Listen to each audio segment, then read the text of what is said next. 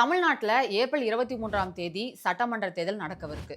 இந்த எலக்ஷன்ல யாருமே எதிர்பார்க்காத அளவுக்கு வாக்கு சதவீதம் அதிகமா ஆகும் அப்படின்னு எதிர்பார்க்கப்படுது. இதற்கான காரணம் என்ன அப்படின்னு கேட்டீங்கன்னா, தேர்தல் ஆணையம் நடத்தின ஸ்பெஷல் இன்டென்சிவ் ரிவிஷன். இது மூலியமா நிறைய வாக்காளர்கள் நீக்கப்பட்டிருக்காங்களே தவிர, இதனால எப்படி ஓட் பேங்க் இன்க்ரீஸ் ஆகும் அப்படின்னு நீங்க கேட்கலாம். எஸ்ஐஆர் மூலியமா இன்ஆக்டிவ் ஓட்டர்ஸ், அவுட் ஆஃப் ஸ்டேஷன்ல இருக்கிறவங்க, இறந்தவங்க அப்படின்னு கிட்டத்தட்ட 74 லட்சம் வாக்காளர்கள் நீக்கப்பட்டிருக்காங்க. மொத்த மக்கள் எண்ணிக்கை, அதாவது மக்களோட டினாமினேட்டரே மொத்தமா கம்மியானதுனால இந்த எலெக்ஷன்ல சராசரியாகவே 80% வாக்குப்பதிவு நடக்கும் அப்படின்னு சொல்லப்படுது. இதுக்கு முன்னாடி நடந்த எலெக்ஷன்ல 2011ல 78% ஓட் போல் ஆகியிருந்தது. இத கண்டிப்பா 2026 எலெக்ஷன்ஸ் பிரேக் பண்ணும் அப்படின்னு சொல்லப்படுது. எஸ்ஐஆர் மூலியமா கிட்டத்தட்ட 74 லட்சம் வாக்காளர்கள் நீக்கப்பட்டது ஒரு பக்கம் இருந்தாலுமே இந்த எலெக்ஷன்ல கிட்டத்தட்ட 27,53,000 புதிய வாக்காளர்கள் ஆட் ஆகியிருக்காங்க.